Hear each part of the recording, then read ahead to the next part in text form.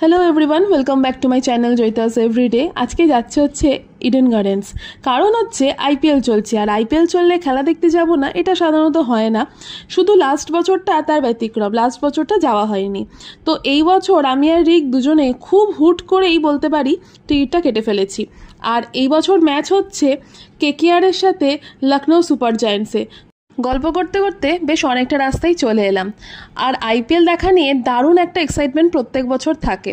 আমার এটা নিয়ে সেকেন্ড টাইম, কিন্তু রিকের এই নিয়ে 8 নম্বর বার। ও এর আগে অনেক ম্যাচ দেখেছে, শুধু আইপিএল নয় অন্যান্য টেস্ট সিরিজগুলো দেখেছে।